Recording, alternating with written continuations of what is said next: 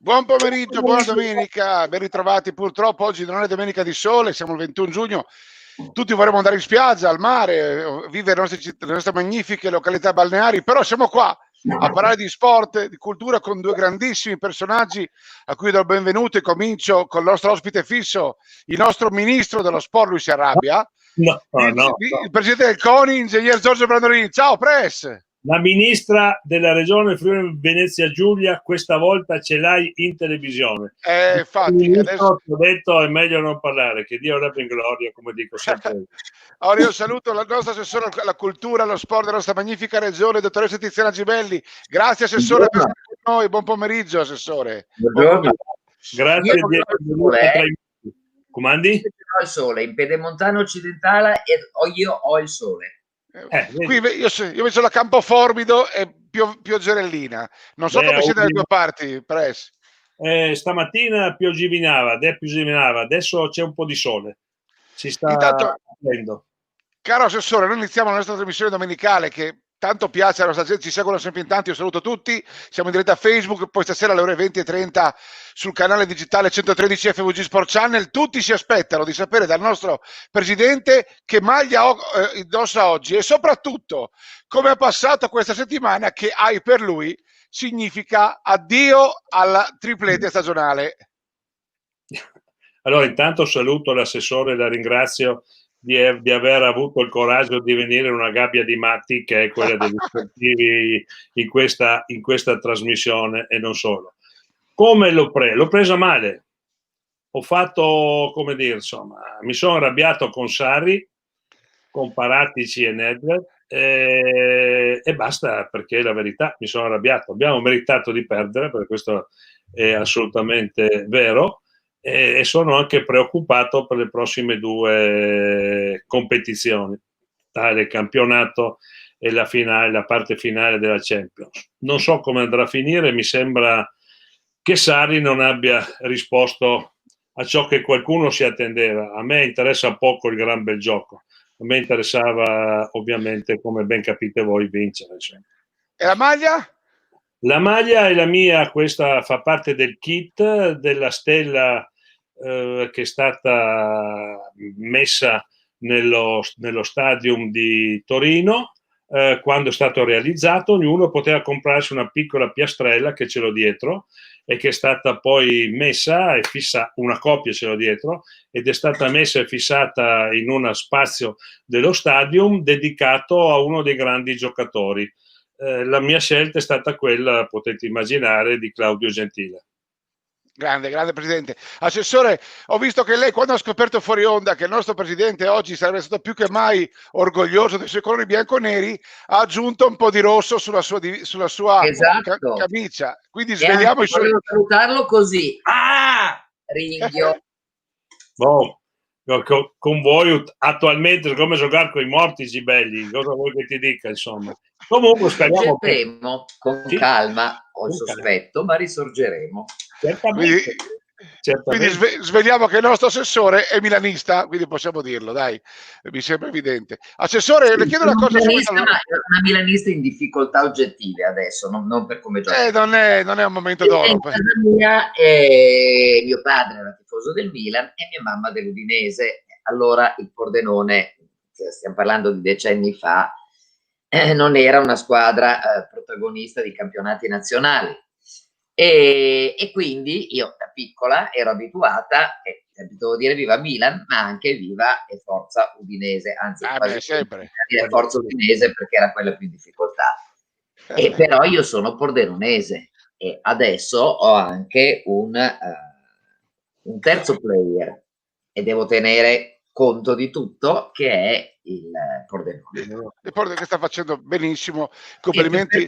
Anche ieri un punto l'ha portato a casa. Con un rigore parato, in bocca al lupo al presidentissimo Lovisa per il lavoro che sta facendo.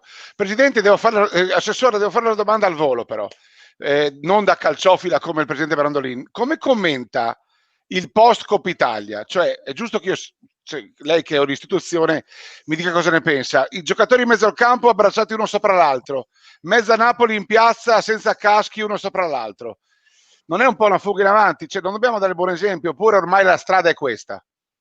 Ma allora, innanzitutto il ragionamento da farsi è che sappiamo tutti quali sono le motivazioni per le quali si è deciso di riavviare i campionati di Serie A e di Serie B e di tenere ancora in stand-by il calcio dilettantistico.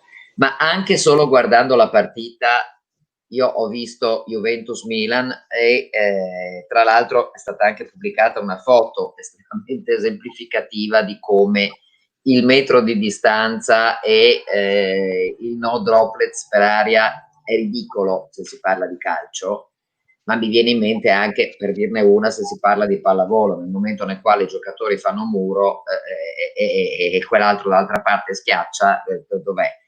E la foto è quella di Chiellini appoggiato con tutte e due le mani sulle spalle di un attaccante del Milan che lo sovrasta con la testa. È ovvio che in un gesto atletico di quel genere mi viene da dire, uno, il fiato lo tira fuori anche con la bocca. Quindi teniamo conto anche di questo. Poi i giocatori sono ipermonitorati, quindi eventuali contagi si bloccano, eccetera, eccetera. Ma poi vi dirò perché ho ricordato questo episodio anche nell'incontro di venerdì con il ministro Spadafora. E il post partita era assolutamente immaginabile. Qui io non voglio dire che l'entusiasmo del Napoli, dei tifosi del Napoli è diverso, perché Giorgio lo sa benissimo e io lo so benissimo. Se fosse successo a Milano piuttosto che a Torino, i tifosi avrebbero reagito allo stesso modo. Uguale, e in quei casi le forze magari col casco in testa, assessore, magari col casco in testa, forse. Magari anche col casco in testa. Moto, sì. Eccolo qua. Moto. E Bonucci, assessore, Bonucci sto qua che dà una bella pacca a Calavano. No, ma non è neanche quella, è proprio il dietro che salta e ha il viso sopra la testa. Sopra il viso dell'altro. Dell'attaccante. Ce ne saranno 300 di fotografie nell'altra partita, ovviamente. Allora, quindi non è questione di avercela su quei tifosi del Napoli, sono come tutti gli altri tifosi. Punto. Mi sono un po' stupita, diciamo così, per usare un blando eufemismo, delle dichiarazioni successive delle istituzioni locali, perché nessuno si aspetta che tu vada a dire brutti scemi, non dovete farlo. Però io mi sarei aspettato un atteggiamento più ragionevole prima, cioè di bombardare la gente di messaggi tesi a portare un po' di buonsenso, un po' di accorgimenti di buon senso, più che di sicurezza tra la gente, e dopo avrei detto, vabbè ragazzi, il primo di voi che starnuta, per piacere si presenti, che vediamo se c'è qualcosa.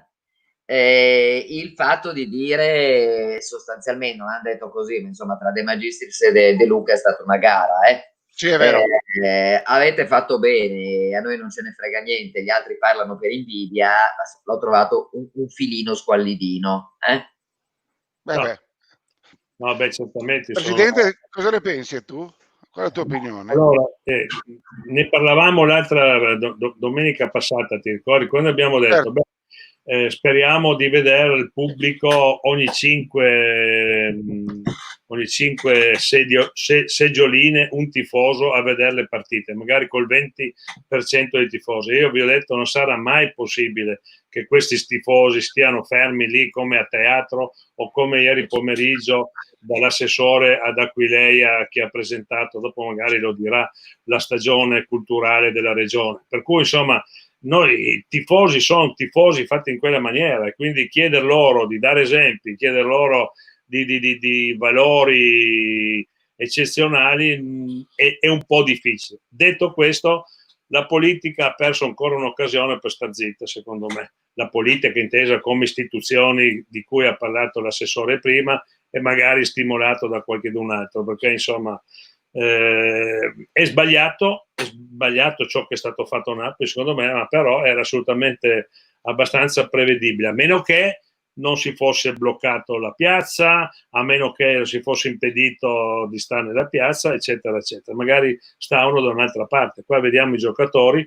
ma questi, come giustamente ha detto l'assessore, non hanno problemi. Avevano appena fatto i tamponi e li hanno fatti. Sono monitorati, sì, sì. Sono monitorati. E adesso speriamo, come dire, insomma, perché ieri, ad esempio, leggevo oggi i giornali, le spiagge erano piene, come dire, insomma, di gente che prendeva sole e camminava in mutande, insomma, come fossimo in pieno agosto e senza il virus. Cosa volete che vi dica? Ormai è così, un pochettino. Speriamo bene che il virus sia meno forte e che soprattutto la sanità non sia più impreparata, che così lo sarà, rispetto a ciò che è successo in Italia, non da noi, fortunatamente.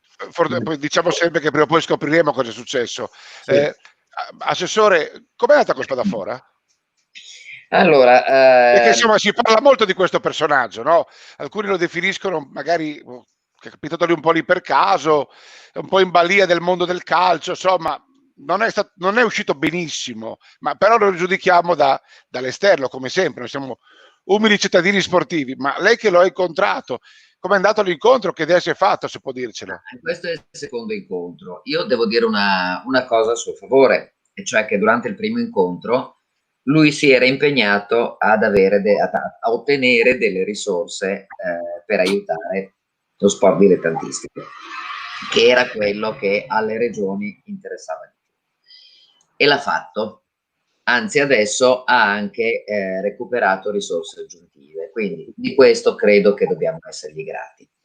Sull'essere stato in balia del calcio, ne accennavo prima, io credo che ha anche un esempio di equilibrio perfetto dal punto di vista istituzionale come Giulio Andreotti sarebbe stato un po' tirato per la giacca da ragioni che, attenzione, io non le considero, cioè non parlo di ragioni economiche in senso negativo, perché il calcio è un business, sono delle aziende e quindi è ovvio che ogni azienda cerca di preservare il proprio fatturato o di contenere i danni, esattamente come hanno fatto i nostri imprenditori quando hanno chiesto che si ponesse fine al lockdown, perché in azienda ci si ammala meno che altrove, circostanza peraltro rivelatasi assolutamente vera. È vero, è vero. Sì. Quindi non ho un approccio negativo al difendere delle ragioni dell'economia, cioè le società di Serie A danno lavoro a moltissime persone e quindi anche quei posti di lavoro, esattamente come gli altri, vanno tutelati. Quindi piantiamola lì con questa demonizzazione del privato e di quelli che vengono definiti interessi in senso spregiativo. È una lobby forte e quindi è ovvio che ha avuto ascolto.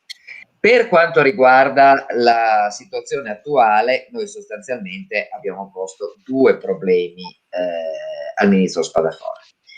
Il primo è quello che le società, le associazioni dilettantistiche di sport di squadra o anche individuali, penso alla ginnastica, di sport di squadra sono il volley e il basket, certo, che utilizzano le palestre scolastiche e sappiano quando possono cominciare a utilizzare le palestre scolastiche per pianificare la prossima stagione e i prossimi campionati là dove ci sono. È molto importante questo, assessore, credo sia fondamentale. Questo è fondamentale. Io ne ho già ragionato anche con uno dei nostri assessori comunali allo sport, che è quella che ha più palestre, perché semplicemente è assessore al comune di Trieste, è Angela Branchi. E forse il problema più grave, dice sempre il presidente Brandolin, no? Le palestre di Trieste sono forse un po' rappresentano forse il problema più grande da risolvere. È quella che ha il problema più grande, proprio perché Trieste ha 200.000 abitanti, quindi ha certo, più scuole e più ragazzi che fanno l'attività sportiva, e quindi il punto è, come poi abbiamo detto al ministro Spadafora, che bisogna interloquire col MIUR, e a nostro avviso c'era anche il presidente Bonaccini, ovviamente, che è presidente della conferenza delle regioni, e io ero presente in quanto coordinatore degli assessori regionali alla cultura cultura e allo sport, allo sport in questo caso, scusate, ma sono abituata a ragionare sulla doppio ruolo, sul doppio ruolo. titolo rispetto certo. alla nostra regione. Abbiamo detto approccio col MIUR, ma approccio col MIUR assolutamente costruttivo in partenza, e cioè il presidente Bonaccini, riprendendo la mia richiesta, sulla quale il ministro era in difficoltà appunto perché diceva io ci provo, il MIUR però. Il presidente Bonaccini ha richiamato giustamente, è stato peraltro di dominio pubblico perché l'hanno riportato tutti i giornali, che grazie al trio Bonaccini-Federica Zaia le regioni sono state trainate ad avere un ruolo di interlocutori assolutamente necessari, perché con i loro studi e le loro proposte hanno fatto sì che le linee guida per l'apertura fossero praticabili e non assolutamente dei teoremi proposti da commissioni di esperti che non hanno molti contatti con la realtà. Questo è quello che abbiamo visto nelle settimane scorse. E quindi Bonaccini si è fatto garante di uno studio che noi faremo fare al gruppo di lavoro delle regioni, gruppo di lavoro che vede solo assessori alla sanità e assessori alla protezione civile di 4 diverse regioni, in modo da poter andare a ragionare col MIUR sulla base di proposte concrete. Soprattutto c'è una preoccupazione, la prima in assoluto è che non si capisce quando cavolo possono iniziare le scuole, e anche certo. qui credo che le regioni siano state quelle che hanno fatto la proposta più sensata al voto. Ritengono essenziale avere 1, 2, 3 settimane in più prima di andare al voto, che innanzitutto si voti tutti insieme. Il referendum costituzionale, e tra l'altro conviene anche ai promotori del referendum perché così c'è più accesso alle urne, comunali là dove ci sono e regionali all'inizio di settembre, perché posto che è molto difficile in questa fase fare quello che qualcuno ha proposto molto estemporaneamente, e cioè non si vota più nelle scuole, andiamo a votare nelle caserme? Le urne vanno presidiate, gli spazi usati nelle scuole sono di evidente interpretazione logistica, cioè ci sono delle aule, i seggi sono ripartiti per aula, l'accesso è controllato, eccetera, eccetera, eccetera, quindi tanto più in momento di coronavirus. Quindi pensare adesso a fine giugno, perché manca una settimana e siamo a luglio, Ormai sì. settimana. Pensare adesso di trovare una location alternativa per far svolgere le elezioni mi sembra azzardato. Continuare col tira e molla sulla data e prevedere che comunque le scuole non possano iniziare ai primi di settembre perché ci sarà il referendum costituzionale, poi forse vanno a scuola una settimana e poi si risbaracca tutto perché devono allestire i seggi, a me sembra veramente pesante. Noi siamo in una situazione nella quale, e questo l'ho fatto presente al ministro Spadafora, abbiamo i ragazzi che non ne possono più di uscire da casa, non ne possono più, perché non sono andati a scuola negli ultimi 4 mesi, e ormai questo è il quarto, neanche per fare l'ultimo giorno di scuola, eccetera. Non hanno potuto praticare attività sportive, se non alcuni di loro con le attività sportive individuali, che peraltro hanno ricominciato anche loro da pochi giorni. Cioè, non è immaginabile che non possano riprendere l'attività sportiva, ma soprattutto che non possano tornare a scuola il prima possibile. Sono questi diventano matti, questi, cioè presidente Brandolini. Ma io giusto. ho detto al ministro che pensare, e in quell'occasione che gli ho citato anche il contatto tra i giocatori nelle poche partite ma importanti finora disputate. Quindi i Chiellini di qui sopra, i Chiellini di qui sopra. Sì. Esatto. I Chiellini di qui sopra, no, ok. Bonucci aveva ragione. Era Bonucci, che grande pressa. Era Bonucci. Vabbè, visti anche con io ventilo, ragazzi, c'è poco da fare. Comunque, no, l'ho citato dicendogli, ma cioè, allora, queste cose qui sono quelle controllate perché appunto, diciamo prima, la Serie A, i tamponi, eccetera, eccetera. Se vogliamo creare milioni di situazioni incontrollate non dandogli la possibilità di giocare una partita o un allenamento o di tirare 4 calci a un pallone o 4 tiri al canestro controllati e quindi con un margine di sicurezza in più, allora non li facciamo andare a giocare, non riavviamo le attività delle associazioni sportive dilettantistiche, e però dobbiamo sapere che in ogni giardino, in ogni aiola, in ogni cortile condominiale dei box ci saranno ragazzi che tirano calcio a un pallone o che provano a fare tiri in un canestro, perché è ovvio che sarà così, è del tutto ovvio. Questo, devo dire, mi sembra che sia stato un ragionamento che è stato ripreso dal presidente Bonaccini, ma che percepito, è la fotografia della realtà. Quindi su questo aspetto sono abbastanza serena, perché già da lunedì il nostro gruppo di lavoro di Conferenza delle Regioni sarà all'opera per le proposte da fare, in modo che si possa arrivare a una condivisione col MIUR, che ha scritto delle linee guida che al momento darebbero la possibilità. Innanzitutto non hanno chiarito un passaggio che le responsabilità fondamentali, che la possibilità di accedere ai plessi scolastici in orario non di studio, come è sempre avvenuto, ci deve essere, perché da come è scritto invece sembra che sia inibito tutto. Capisco che in ora di studio, ma non succede mai neanche ordinariamente, neanche senza l'emergenza Covid, che in ore di studio ci sia accesso di terzi estranei ai plessi scolastici, e poi che la responsabilità di come vengono applicate le regole, eccetera, eccetera, è ovviamente in capo alle associazioni sportive dilettantistiche,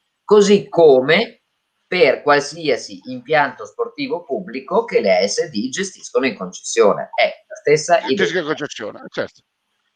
Presso, interrompo assessore, Presso, c'è un sacco di argomentazioni qua su cui tu puoi intervenire, voglio sentire la tua opinione. L'assessore ha buttato un sacco di argomenti interessantissimi sul piatto. Beh, ne abbiamo parlato, l'assessore lo sa, in queste settimane. Tu queste settimane, faccio la premessa, scusa, tu queste settimane hai fatto una specie di aggiornamenti continui, tu sei stato utilissimo al mondo dello sport, perché noi settimanalmente, assessore, attraverso il presidente Brandolin abbiamo fatto sempre uno stato dell'arte, quindi abbiamo raccontato tutte queste cose, e per noi oggi è un piacere, e ringrazio Giorgio che l'ha portata qui con noi, perché stiamo facendo un pochino una chiosa finale. Vai Press. Sì, diciamo che della preoccupazione delle palestre scolastiche ovviamente mi ero fatto partecipe già da 15-20 giorni. A Trieste poi ne abbiamo un'altra problematicità, che è quella della gestione.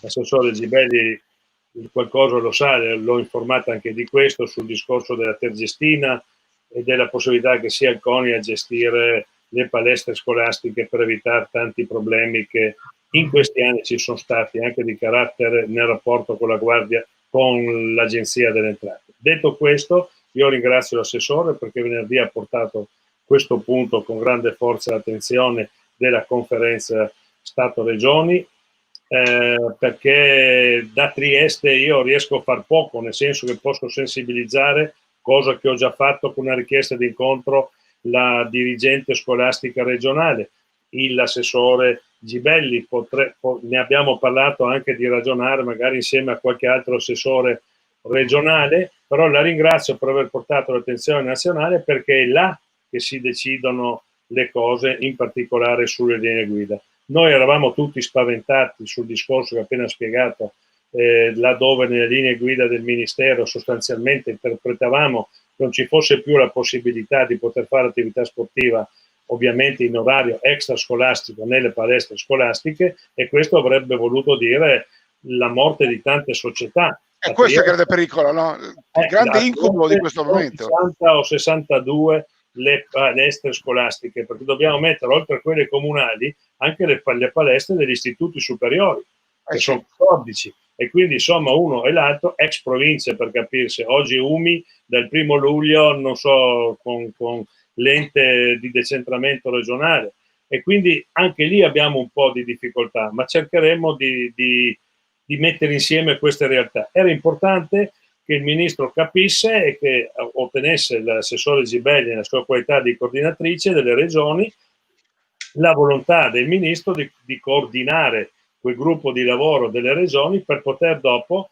venire delle linee guida che ci permettono da settembre alle nostre società di rientrare in sicurezza, ovviamente distinguendo bene le responsabilità della mattina, pomeriggio e sera, e quindi far fare attività ai nostri ragazzi, perché avremo perso pallacanestro giovanile, protocollo, pallavolo femminile e tutti gli sport anche individuali, tipo le arti marziali, ma non solo, insomma la ginnastica, eccetera.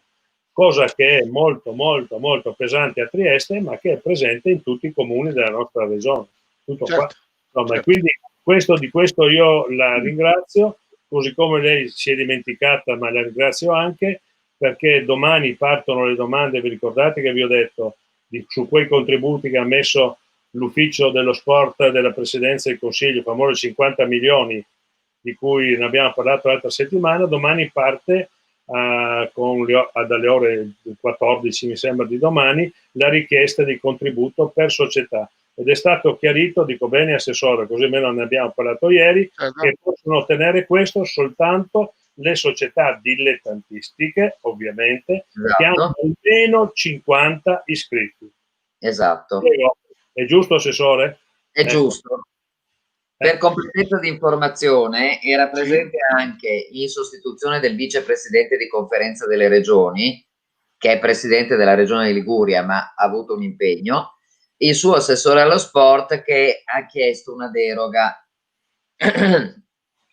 Io, no, siccome non credo che, non mi risulta, non mi sono state segnalate associazioni sportive dilettantistiche che abbiano meno di 50 iscritti nella nostra regione, né risultava al presidente Bonaccini per quanto riguarda l'Emilia Romagna, né al presidente Malagò, che era presente in rappresentanza del CONI alla videoconferenza, che ha detto che ci possono essere semplicemente casi eccezionali nei quali c'è un'associazione sportiva che punta sulla qualità e non sulla quantità e magari ha 1, 2, 3 atleti di grandissimo livello internazionale, e quindi io non so. Non è il nostro mondo, ma non è il mondo al quale puntiamo noi. Obiettivamente, secondo me, il ragionamento su 50 iscritti mi pare che l'avremmo fatto anche noi per andare alle corte, no? Ecco, non credo che avremmo aperto a chi ha 10 iscritti, perché ci sono associazioni sportive nella nostra regione che hanno centinaia di iscritti. Quasi tutte. Sì, quindi, è vero che siamo riusciti ad aiutarli facendo avere il bonus per i professionisti che sono collaboratori e non dipendenti, quindi siamo riusciti già a dare un supporto, però è altrettanto ovvio che sono quelli che ne hanno più bisogno per ripartire. Ecco, l'altro argomento, e questi erano i 3 punti, l'altro argomento che abbiamo toccato è stato quello della ripresa in generale degli sport di contatto. Anche questo è importante, glielo avrei chiesto. Ecco. Che news ci dà, Assessore? Che news ci dà? E le stesse che vi ho dato per quanto riguarda l'utilizzo delle palestre, cioè questo gruppo di lavoro di Conferenza delle Regioni che ha già risolto tanti problemi in altri settori, incrociamo le dita, io sono confidente che riescano a mettere giù delle linee guida tali da far recedere il Ministero di Istruzione, Università e Ricerca da posizioni bellicose e noiste, cioè no a tutto, e da poterci far riaprire anche queste attività, perché è quello che dicevo prima. In questi casi il proibizionismo è controproducente, perché rischiamo di produrre più danni anche dal punto di vista del contagio, creando ovunque situazioni di non controllo. Meglio che queste attività si facciano dove c'è. Lei dice, Assessore, meglio la palestra che l'aiuola o il giardino, questo dice, no? È questo meglio il campo sportivo, per le palestre adesso oggettivamente. Ok, va bene, ok. Adesso non a settembre mi sembra utopistico. Sì, è vero. Ma è meglio il campo sportivo gestito dalla SD che misura la temperatura a tutti i ragazzi che entrano, piuttosto che il campetto spelacchiato dietro casa propria o il famoso cortile dei box cui accennavo prima, dove tutti si buttano uno addosso all'altro e non c'è controllo. Poi le associazioni sportive dilettantistiche, esattamente come qualsiasi altro luogo pubblico a partire dai ristoranti, ci chiedono nome, cognome e numero di telefono, per 14 giorni tengono lì i dati, perché casomai si verificasse che o io che ci sono andata o Brandolin che era lì con qualcun altro, siamo sottoposti a contagio, o quelli che pranzavano con noi o cenavano con noi, e questa è la regola. Quindi un conto è avere anche la possibilità di identificare immediatamente chi può essere stato sottoposto a contagio, un conto è non sapere neanche chi ci fosse che tirava 4 calci al pallone insieme ai ragazzi che erano lì, perché che vedo io, visto, si sono aggregati. Sono aggregati. Però, Assessore, scusi, Presidente, chiedo a te, è chiaro che qui il rischio è che dopo la responsabilità passi sempre in capo alle associazioni, al Presidente, no? Sì, perché questa è l'altra parte della medaglia, l'altra faccia medaglia. Questo è chiaro, io penso di averlo detto ogni domenica. Ogni domenica. La prima domenica, no, purtroppo, è giusto così.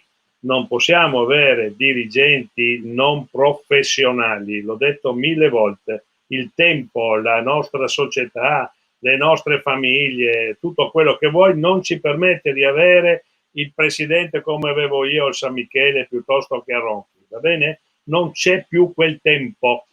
Oggi abbiamo tutti delle responsabilità e dove ce l'ha anche il presidente della società. Detto questo, noi dobbiamo mettere il presidente della società nelle condizioni, come posso dire, più ottimali possibili affinché possa esercitare questa responsabilità. Faccio un esempio, l'assessore sta parlando di linee guida per parlarci chiaro, calcio, rugby, pallacanestro e pallavolo. Ci sono altri sport che hanno un po' di contatto, ad esempio il baseball, ma questo partirà col suo campionato l'8 di luglio attraverso non linee guida, un protocollo fatto dalla federazione, approvato dal ministro, approvato dalla commissione tecnica scientifica, e quello parte. Il canottaggio, informo oggi l'assessore che sono stato informato questa mattina, mi sembra, se non dico stupidaggine, domenica 12 luglio aprirà le gare di canottaggio, singolo ma anche doppio, con tutta una serie di protocolli presso l'impianto di San Giorgio di Nogaro, primo in Italia. E dovremmo essere anche orgogliosi di questo. Ma è ovvio, lo siamo. Una società molto professionale, ci sarà il distanziamento. Adesso io non ho letto il protocollo del canottaggio, ma insomma è arrivato, è stato approvato e loro il giorno 12 cominceranno la prima giornata di campionato, non so dirti promozione, non so, comunque canottaggio, la prima gara di canottaggio la faranno a San Giorgio di Nogaro, e penso che sia un orgoglio un po' per tutti noi, no, Assessore? Perché certo sì. abbiamo certo dei dirigenti... sì, e sono anche contenta della notizia. Ecco, anche tu andremo a premiarsi i ragazzi, magari con la mascherina, non so, vedremo come fare. Insomma, vediamo come si evolve. La Juventus, ma no, non vince niente entro luglio, non vince niente. Vediamo. C'hai tempo, hai tempo. Ecco. Invece per il calcetto, come abbiamo visto anche prima sul vostro schermo, io credo che entro il 25 qualcosa ci sarà, no? Mi sembra di aver capito, Assessore. Già lì voi capite che anche una squadra di calcio, se fa allenamento e gioca 5 contro 5 è il calcetto, non so se mi spiego. Dopo, se invece vogliono fare i furbi, giocano 11 contro 11, capite? Sì, non so, lì dopo sta nella responsabilità. E anche tu una volta hai detto una cosa molto importante, che in questo Stato ci si fida poco gli uni degli altri, Presidente. Esattamente, cioè io devo dire, sì, l'ho detto perché ci sono stati anche imbrogli anche in questi, qualcuno ha fatto il furbo su questi contributi, no, Assessore? Ad esempio, addirittura ha preso il contributo di 600 euro anche qualche presidente di società, non della nostra regione, non della nostra regione. Io non ho notizie. Per capirsi, dopo è stato tolto, eccetera. Allora, ci deve essere un rapporto anche fiduciario tra le istituzioni, che io ho sempre rispettato, come ben sapete, e la gente e i nostri dirigenti in particolare. Quindi, se ci danno dei protocolli, dobbiamo seguirli proprio per bene, in modo tale che dopo non ci troviamo con tragedie per strada, come ieri, piuttosto che l'altro ieri, piuttosto che dopo problemi che capitano sicuramente quando c'è qualcosa. Per cui l'invito che io faccio, intanto ringrazio l'assessore per aver, come dire, messo in piedi anche questa commissione tra le regioni. La invito a stimolare questi suoi componenti per dettare questi protocolli nel più breve tempo possibile, e poi speriamo anche che i numeri della pandemia stiano scemando ulteriormente e quindi non dico ritornare alla normalità, ma quasi tra qualche mese. Perché io l'augurio che mi faccio è di partire a settembre con gli sport di squadra, non prima. Io credo che due cose, se il direttore mi consente.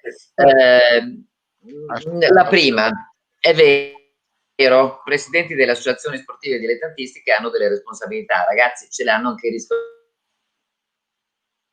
È vero. Un ragionamento generale come quello che cerco sempre di fare io, cioè ti aiutiamo perché sei un'impresa anche se non a scopo di lucro, e ti diamo anche dei contributi perché sei un'impresa anche se non a scopo di lucro, e però le responsabilità qualcuno se le deve prendere. Non è che se le può prendere Brandolin o me le posso prendere io, perché noi non siamo fisicamente là dove si fa l'allenamento, si gioca la partita. Dove il ragazzino si allena, dove gioca, certo. Ecco, certo. Allora, su questa questione io a nessuno piace prendersi delle responsabilità. Cioè, credete che io sia contenta di andare in giro a dire, come ho fatto nelle scorse settimane, quando ancora la situazione non era questa. Bisogna osare, bisogna avere coraggio, pur rispettando tutte le regole che ci vengono imposte, dobbiamo ripartire, dobbiamo ricominciare. Ero consapevole che mi assumevo delle responsabilità. Però ciascuno poi fa quello che gli dice anche, sono buoni tirare in ballo la coscienza, l'etica, paroloni che però, vuoti. Però ciascuno fa quello che ritiene che sia giusto fare, sapendo che può anche sbagliare. In questo caso, quindi sì, è vero, io sono solidale con i presidenti della SD che si assumono delle responsabilità, che del resto, parliamoci chiaro, si assumono anche durante gli allenamenti in tempi normalissimi, dove l'unico virus che c'è in giro è quello dell'influenza normale, perché se qualche ragazzino si fa male comunque è una responsabilità. Quindi è una responsabilità che hanno sempre acuita, perché certo in questo caso le precauzioni da prendersi sono di più e le rogne sono di più, perché anche solo il fatto appunto di stare lì, essere attento alla temperatura, di tenere l'elenco dei presenti, magari di solito non si fa perché per gli allenamenti chi c'è, chi non c'è, soprattutto per le associazioni piccole. No, in questo caso bisogna tenere gli elenchi seriamente e bisogna per 14 giorni, e bisogna anche assumersi una responsabilità che è percentualmente un pelino più aumentata. In questa da una settimana a questa parte, almeno nella nostra regione, direi che invece la responsabilità sta calando proprio. Piano piano sembrerebbe, no? Vertiginosamente. Dopodiché, a proposito di fiducia, chi di noi crede più ai virologi quando dicono no, tornerà in autunno, oppure no, ormai il virus si è autosuicidato e quindi sta scomparendo? Cerchiamo la via di mezzo. Intanto rispettiamo le regole e facciamo il nostro, perché non vorrei mai che a Napoli, dopo quello che abbiamo visto, che come ho detto poteva succedere a Milano, a Torino e anche a Pordenone, così evitiamo polemiche inutili. Più a Udine e a Trieste che a Pordenone col calcio. Sicuramente a Udine e a Trieste sarebbe successo. A Pordenone sono più fiappi col calcio, assessore. Beh, noi andiamo anche da fuori, adesso non tocchiamo il Pordenone. Comunque, mi permetto di toccare il Pordenone. Faccio mi auguro per il bene di tutta l'Italia che da quel momento di grande gioia, per l'amor del cielo, ma col pizzico di follia, e non quella positiva di Erasmo da Rotterdam, ma quell'altra, che da quel momento lì non escano poi nuovi casi, nuovi focolai, perché se parliamo appunto del mondo dello sport come dire, elemento di coesione sociale di questo paese, oltre che come piccola impresa, il momento di coesione sociale è il primo che salta dopo che sono saltate le imprese e la produttività. E se noi ci mettiamo a richiudere le fabbriche, ciao. Ciao, è finita? Questo è il rischio.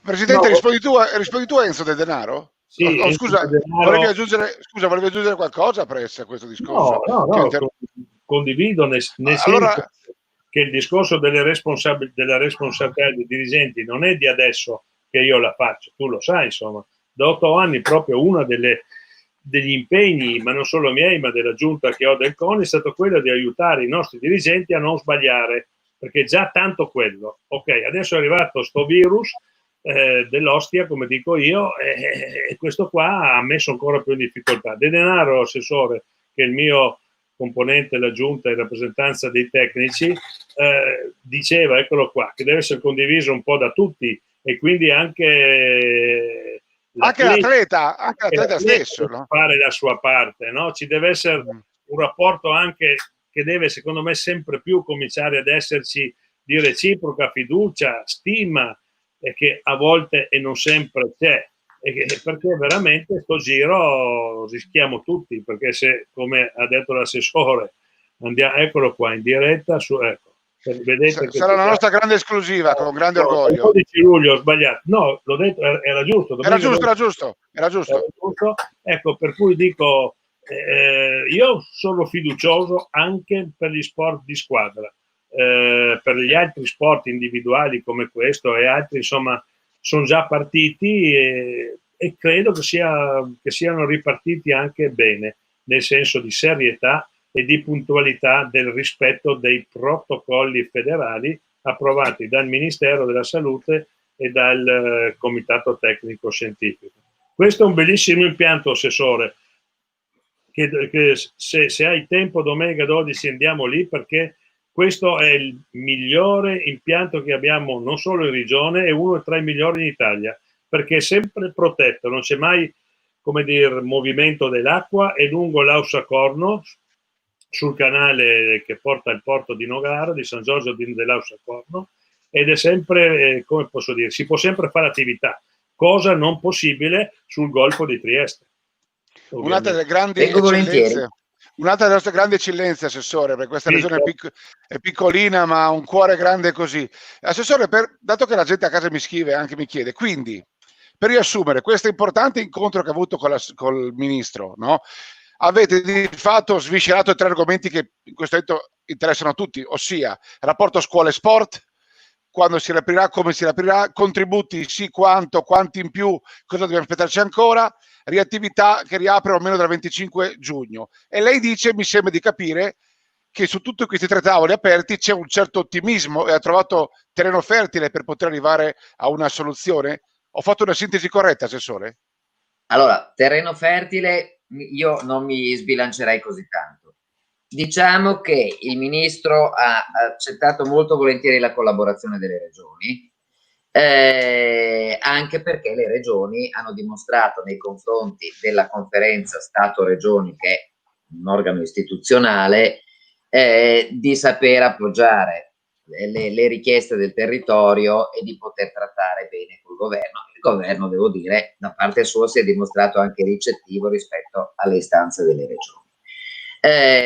Quindi io credo che ci siano spazi e sono confidente. Per quanto riguarda i contributi, le modalità credo che saranno le stesse, perché qui si ritratta di le stesse di quelle attuali, perché si tratta di risorse aggiuntive che vengono aggiunte ai 50 milioni già trovati, ci sarebbero anche questi altri 8 milioni che vanno ad aggiungersi. Il ministro non ci ha parlato di diverse modalità, se ce ne parlerà vedremo. L'ultimo punto che è stato toccato è un punto per il quale è prevista espressamente che la materia sia materia concorrente, e cioè che deve necessariamente essere affrontata al tavolo della conferenza Stato-Regioni, e ci vuole l'assenso delle regioni, ed è quella dei decreti attuativi della legge di riforma del CONI. Abbiamo fatto una richiesta, quella l'ho fatta io, che sono sempre quella che fa le richieste di minima, perché io parto dal basso, e cioè che, a differenza di quello che accade con tutti gli altri ministeri costantemente nei confronti delle regioni, evitino di mandarci il venerdì sera la documentazione spiegandoci che entro lunedì alle 12 dobbiamo dare l'assenso o no. Ecco. Non vorrei con questo aver dato un suggerimento a Spadafora, che ovviamente non era al corrente delle prassi di tutti gli altri ministri, perché era il ministro da poco, no? Ecco, mi è venuto in mente dopo, non è che gli ho dato un suggerimento che dice, vabbè, se lo fanno tutti perché io sì, io no. Ma su questo c'è stato l'impegno comunque a un confronto con la commissione e con la conferenza, e siccome tra l'altro il presidente Bonaccini è anche assessore allo sport dell'Emilia Romagna, confido molto nella sua attenzione, e quindi credo che anche su questo aspetto, poi i meccanismi li conoscete anche voi, noi possiamo dare l'intesa o non dare l'intesa come regioni, in conferenza Stato-Regioni. Se non diamo l'intesa, il governo ha tutte le possibilità di promulgare ugualmente la legge, e poi si decide se impugnare o non impugnare a seconda della divaricazione di opinioni. Quindi non è che come dire, l'assenso su queste materie delle regioni sia così vincolante. Però un peso ce l'avrà, no? Evidente, un peso ce l'ha. Diciamo che ha un peso e comunque sia pronto, ecco. Press? Sì, beh, su questo ne abbiamo parlato già due domeniche fa, forse anche prima, insomma. Sono questi famosi decreti delegati sulla base della norma della legge delega del 2 agosto 2019, che è stata licenziata dalla maggioranza all'epoca giallo-verde. Mi fa piacere, ovviamente, ed era scontato, che le regioni dovessero essere coinvolte e che saranno coinvolte. All'assessore farò presente quella che è la nostra idea rispetto a questi decreti delegati. So che c'è un'interlocuzione, come dire, molto spinta con il Comitato Paralimpico, con il CONI, con le federazioni, ovviamente, con il CIO, perché questi decreti delegati vanno a toccare anche l'impostazione della vita dello sport in Italia, come ne abbiamo parlato con Petrucci, ti ricordi? Per cui adesso siamo alla stretta finale e io mi auguro che non succeda per la regione, per l'assessore, quello che lei appunto ha detto che deve dire però oggi per domani subito o sì o no, ma che sia invece un'interlocuzione costruttiva. Se Bonaccini è anche assessore dello sport, credo che insomma ha un po' di esperienza, l'assessore lo sa, sa anche lei la sua esperienza, noi siamo a disposizione per non distruggere ciò che di buono è stato fatto nello sport nel nostro paese. Sono tante cose da cambiare, speriamo che si arrivi a cambiarle correttamente. Ricordo che la tempistica è molto stretta, perché i decreti devono essere licenziati entro il 3 agosto, pena il decadimento della norma della legge delega che ha chiesto un anno per fare questi decreti. Vedremo, però come dire, allonerò l'assessore per capire per capire un po' se è coinvolta e come sarà coinvolta, insomma, ecco, per essere chiaro, per portare quel piccolo contributo. Beh, comunque ce lo chiede sempre l'assessore, la ringrazio di questo, insomma. Assessore, la domanda me la ispira spontaneamente il presidente Brandolin.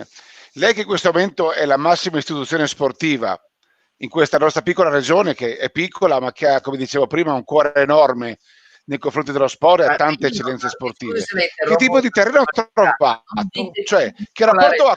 Aspetta, si era fatta arrabbiare adesso, si è arrabbiata la Gibelli.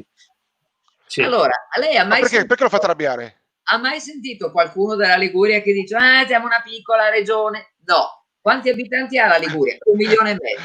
Noi abbiamo 1.100.000 abitanti, piantiamo che siamo una piccola regione. No, è per mantenere un profilo basso, per non tirarcela. Per non tirarcela. offendiamo la Basilicata, offendiamo una serie di altre regioni oggettivamente piccole. No, era per mantenere un profilo umile, no? Perché sennò sembra che ci attiriamo. Ma la mia domanda voleva essere questa, Assessore, lei ha fatto bene a cazziarmi, ma la domanda era questa. Lei come prima persona, insomma, in questo momento lei è lo sport in regione, che rapporto ha trovato con le varie istituzioni, con le ASD, ma col presidente Brandolin, con i vari presidenti di federazione? Che tipo di così anche di interazione c'è? Allora, io non sono lo sport in regione, capiamoci. Io sono la persona che deve cercare di capire, di farsi spiegare. Io per fortuna non ho bisogno di stimolare perché ho un buon rapporto col CONI e quindi il confronto è sempre aperto e costante. Non abbiamo bisogno di aprire un tavolo o di aprire un dialogo. Ci sentiamo costantemente. Io devo fare quel mestiere lì, quindi non sono la massima espressione dello sport in regione. Anche perché, cioè non è una novità, non lo dico oggi, io ho scoperto che avrei fatto l'assessore allo sport quando sono andata a firmare l'accettazione di incarico, perché io sapevo che avrei fatto l'assessore alla cultura, non sapevo in regione Friuli Venezia Giulia la cultura e lo sport fossero insieme. Quindi io non sono preparatissima, sono una che per fortuna impara velocemente, ho un discreto IQ e quindi ce la posso fare nonostante l'età, però io ho bisogno degli sportivi, di chi vive il mondo dello sport, perché se il mondo dello sport, poi non è mica detto che siamo sempre d'accordo, ci mancherebbe, però perlomeno i dati per affrontare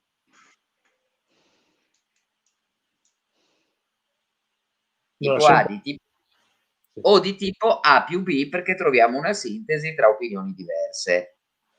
Però se non c'è vicinanza col mondo dello sport, io guardi, le faccio lo stesso esempio che faccio sempre con la cultura. Sì. Io credo che a fare assessore alla cultura, il ministro della cultura, debbano andarci i manovali esagero, i system engineer, e qui Brandolin mi capisce, cioè quelli che mettono insieme i pezzi, anche perché molto spesso i pezzi ci sono già, non te li devi inventare, no? Qualche cosa, qualche idea nuova ti può anche venire. Io sono fortunata perché a me ogni tanto qualcuna mi viene, o viene ai miei collaboratori che sono molto bravi, che ringrazio a partire dal direttore centrale, Antonella Manca, ma devi mettere insieme i pezzi e far sì che la baracca funzioni. Se a fare l'assessore alla cultura ci va un musicista, un regista o un pittore, è inevitabile che per quanto sia la persona più equilibrata e migliore del mondo, abbia comunque un penchant nei confronti della propria disciplina. Non è esattamente così nel mondo dello sport, ma è così in parte anche nel mondo dello sport. Quindi l'ipertecnico, secondo me, non va bene da nessuna parte. Non va bene, sì. Una formazione che gli dà una logica del tutto particolare. Poi, se mi chiedete, vabbè, ma fare il ministro della giustizia ci mandiamo uno che fa il medico, magari no. Perché no, forse perlomeno avere studiato diritto serve per fare il ministro della giustizia, serve anche per fare molte altre cose, e molto spesso abbiamo ministri che non hanno idea della differenza tra un DPCM, un DPR e una legge che deve passare. Non ridere, Presidente, non ridere tu sotto lì, ti vedo, Oh, sai. Io non dico niente oggi. Oggi sono buono perché ho la mia cappa e sono buono. Con tutte le volte che mi manda a quel paese. No, vabbè, dai. Vabbè, però diceva lei, Assessore, che non si va sempre d'accordo, poi si trova sempre una convergenza. No, allora, se si andasse sempre d'accordo ci sarebbe da preoccuparsi. Sì, certo. Mettiamola così. I rapporti costruttivi sono rapporti dialettici.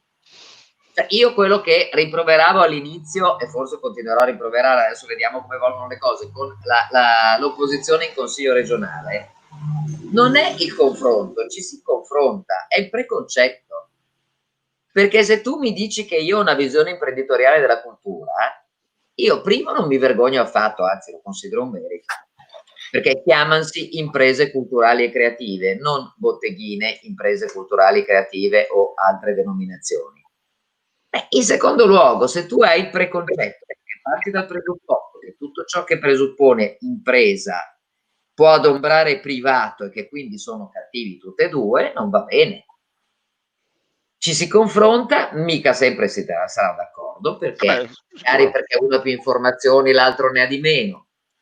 Magari perché uno sbaglia e l'altro invece ha ragione e però vince quello che ha torto in quell'occasione lì, perché la democrazia si fonda sui numeri. Però il confronto ci deve comunque essere, senza il pregiudizio. Chi pensa oggi ancora di poter amministrare col pregiudizio dell'ideologia non ha capito un tubo. E i tempi non sono più quelli, forse. Press, ecco qua, bella sta foto. Chi è quel bell'uomo con la giacca, con la camicia sbottonata? Ma chi è quel bell'uomo lì? Presidente, il Presidente, è stato dell'arte settimanale, qualcosa da dire? Bollettino settimanale? Sì, siamo dimenticati di dire, vai. Io e anche l'assessore, che la sua collega, ho sentito ieri, e non ho visto però il decreto, ha messo a disposizione 3 milioni di euro per l'apertura dei centri estivi.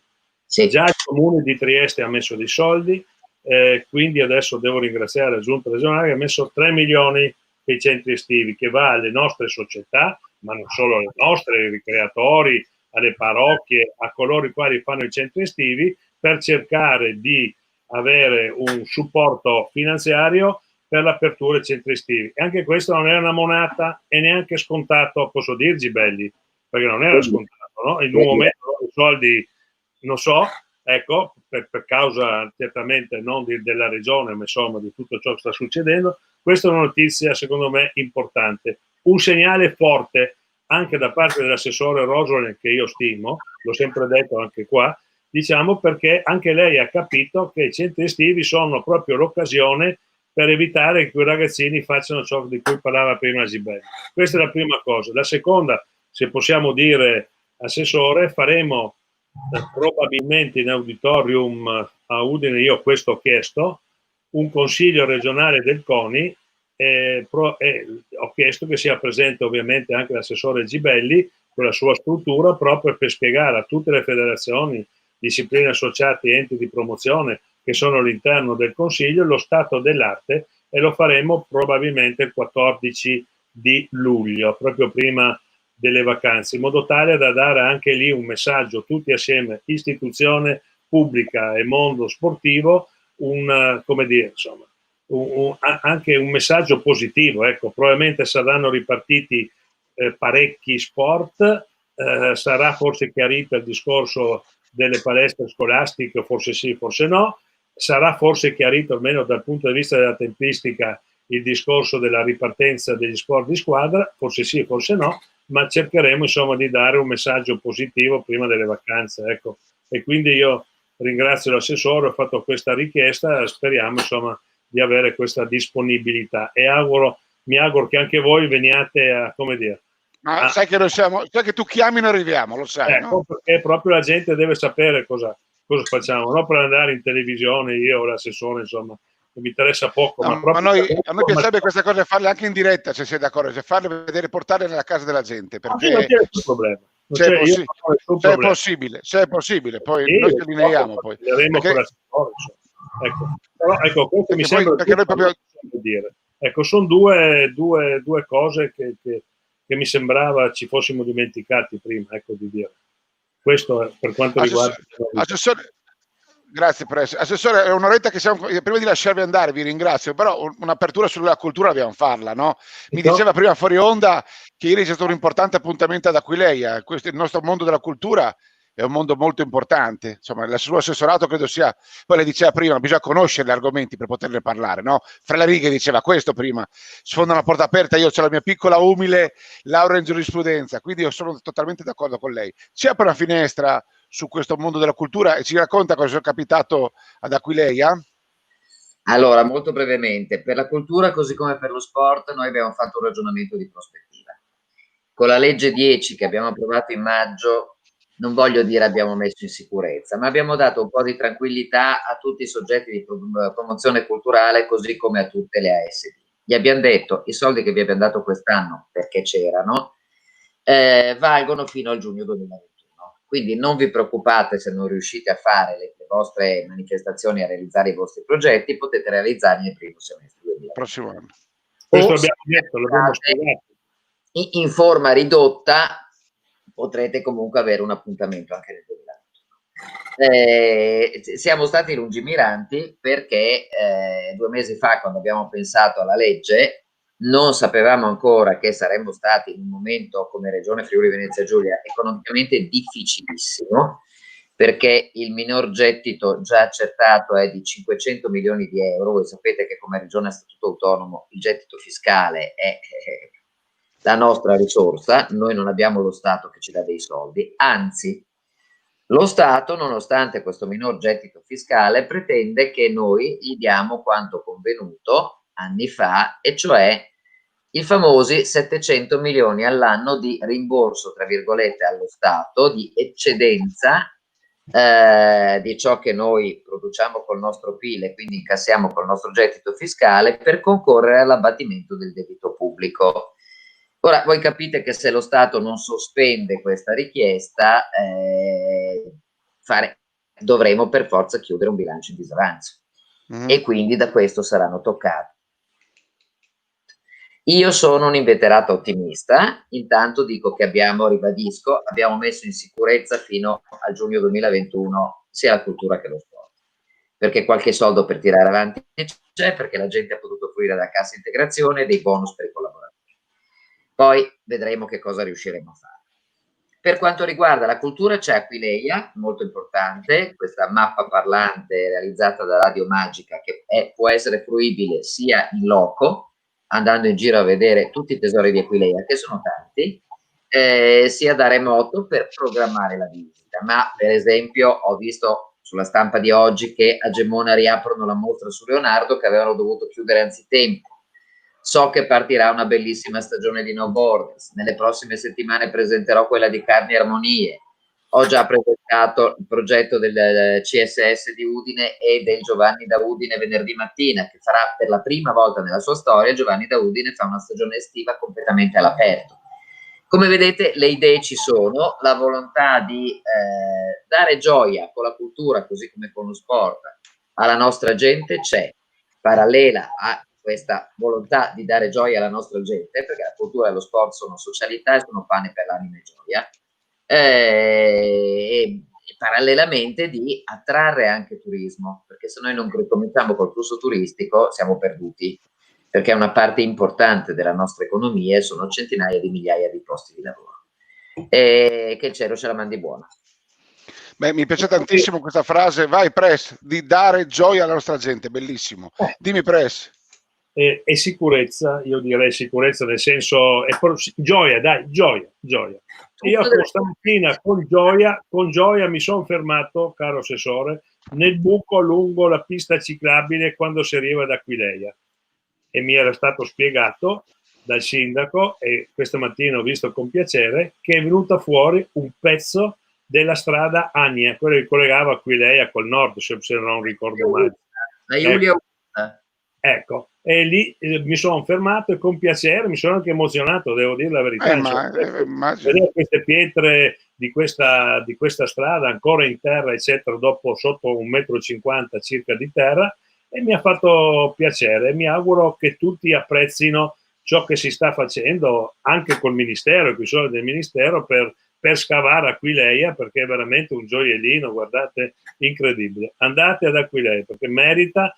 Ma non solo passare per andare a grado a fare il bagno, fermatevi, vedete le pietre, ostia, leggete che cosa sono quelle pietre. Io mi sono informato con questa strada. La strada che portava dal mare, sì, e quindi anche dal Nord Africa, perché i romani facevano passare da Aquileia il traffico merci da e per il Nord Africa e da e per il nord. E circa tra i 2000 e 100 anni e i 2200 anni fa hanno cominciato a realizzare la via Augusta Iulia, o Iulia Augusta, che è quella che passa anche da Giulio, per intenderci, che portava al Norico, cioè all'Austria, alla Germania e ai mercati del nord, per tutta la parte poi nei secoli successivi dell'impero romano. Quindi pensate che bellezza vedere. Ma che storia che abbiamo, ma che roba incredibile, è incredibile. Va bene, e io vi ringrazio. Io, prima di salutarvi, Assessore, intanto io la ringrazio tantissimo. Oltre ad essere stata esauriente, è stata anche simpaticissima, se mi permette, no? Perché ci ha accompagnato con un grande come una vera sportiva. Giusto, Press, no? Beh, si è anche messa la maglietta del Milan, Dio buono, per farmi arrabbiare, porco cane. Io vi chiedo entrambi, prima di chiudere, però me lo permetterete, un piccolo pensiero su Alex Zanardi, no? Uno degli emblemi dello sport. Ieri forse ha giocato una partita esagerata col destino, non lo so, stanno cercando di capire cosa è successo. Chiaro che una gara, io adesso non voglio aprire polemiche, ma fare gare senza che queste gare siano riconosciute in mezzo a una strada con un camion che sale, addirittura con una volante dei vigili che scorta in maniera non ufficiale, sono tante cose che non oscure, però quello che resta purtroppo, Press, è che c'è uno delle icone dello sport italiano che sta combattendo fra la vita e la morte. Allora, sul discorso delle polemiche è tipico anche del nostro paese, insomma. Io conosco bene il commissario tecnico della bici per persone disabili che ha organizzato questa staffetta. È una persona appassionata, ciacolon, toscano, pieno di 1000 iniziative. Una di queste è questa staffetta che aveva 2 percorsi. Uno è passato anche tra San Daniele e Palmanova qualche giorno fa, 2 settimane fa. Io non ero stato invitato, non sapevo niente, l'ho visto su Rai 3. Per dire, eccolo, questo qua è una persona che io conosco molto bene, è un appassionato, uno che dà 24 ore al giorno la sua vita. E questo ha organizzato questa roba qua. E lì viene il discorso della responsabilità, perché adesso gli salteranno addosso, chissà Dio, come, quando, eccetera. Ma è inevitabile però. È inevitabile, ho capito, però insomma non si è ben capito che cosa è successo. Detto questo, Mario Valentini si chiama Press quello. Mario Valentini. Valentini. Sì, vedo che siete svegli a trovare subito le persone. Ecco, diciamo, aveva anche un valore sociale questa staffetta, no? Cioè era quello di far rinascere lo sport dell'handicap attraverso questa staffetta che passava nei vari paesi, nelle varie città e cittadini. Boh, purtroppo è successo quello che è successo. Io mi sono permesso semplicemente di dire ieri, e non voglio entrare nelle polemiche che ci saranno, ma come dire, mi fanno male, perché mi fanno male, però la responsabilità è sempre lì. Ecco, io mi sono permesso di dire che Zanardi è un emblema per cosa vuol dire grande voglia di vivere, grande voglia di fare, grande voglia di realizzare dei sogni e far soprattutto capire alle persone disabili che non lo erano e che poi diventano disabili che lo sport può aiutare loro a superare il momento di grande difficoltà. Lui insieme a Baby Vio, come ben sapete, sono i testimonial ovviamente del mondo dello sport paralimpico, che è quello fisico, no? Non quello psichico, per cui di disabilità intellettiva. Per cui io mi sono permesso semplicemente di dire che lui è l'emblema di questo. E quindi è riuscito col suo comportamento e con la sua testimonianza anche ad aiutare tanti a venire fuori dalle difficoltà di un handicap importante che può succedere in particolare ai giovani con le moto, con quell'altro, come ben sapete. E quindi lo sport ancora una volta aiuta e aiuterà anche queste persone un poco in difficoltà. Lui è stato ed è l'emblema di tutto questo insieme a Baby Vio, per cui io posso soltanto ovviamente augurarmi come tutti che ci sia la possibilità di una pronta guarigione. Non lo so, cosa volete che vi dica? Avete visto che macchina aveva? Perché quella dalla foto si vede, perché lui studiava anche insieme, mi sembra, non so se il Mercedes o la BMW, proprio questi prototipi, proprio per aiutare altri a superare le difficoltà attraverso la sua testimonianza. Mi fermo qui. Io l'ho conosciuto, cosa volete che vi dica? Insomma. Allora, prima di collegarmi ho sentito il telegiornale e ho sentito una notizia che potrebbe aprire uno spiraglio di positività alla quale io mi aggrappo in questo momento. ed è che la moglie ha chiesto ai medici che proponevano un'operazione, mi pare di capire, delicata, se questa operazione avesse delle possibilità concrete o meno. Nel caso più negativo, ovviamente, la moglie non avrebbe dato il consenso. Prima di tutto sono assolutamente solidale con lei, perché lei sa benissimo e molto meglio di noi anche chi è suo marito e che vita aveva scelto di fare. Quindi non credo che rimanere con ulteriori limitazioni in vita per lui sarebbe vita. Però appunto la moglie l'ha detto e quindi è lei che fa fede. I medici hanno risposto positivamente, quindi la moglie ha dato l'assenso. Questo può voler dire che c'è una possibilità vera di recupero. Per il resto io non ho letto qualcosa, ma non voglio, sulla dinamica non voglio assolutamente fare alcun commento sulle responsabilità, neanche, purtroppo, vabbè, ci sarà ovviamente tutto ciò che segue a questi casi, quindi verranno accertate, non verranno accertate, verranno attribuite, non si capisce, cioè ci saranno le solite polemiche, ma io credo che in questo momento l'unica cosa che dobbiamo pensare è che per fortuna ci sono possibilità di recupero dopo l'operazione. Quindi se lui rimarrà con noi così come vuole rimanere con noi, come ha evidentemente sempre detto alla moglie che voleva, credo che sarà un bel giorno per tutti noi e per lo sport italiano. Ce lo auguriamo con questo messaggio. No, vai Press. A dire all'assessore a questo proposito, che mi sono dimenticato di dirle 3 giorni fa, 4 giorni fa, quando ci siamo visti. Abbiamo ottenuto 2 campionati italiani.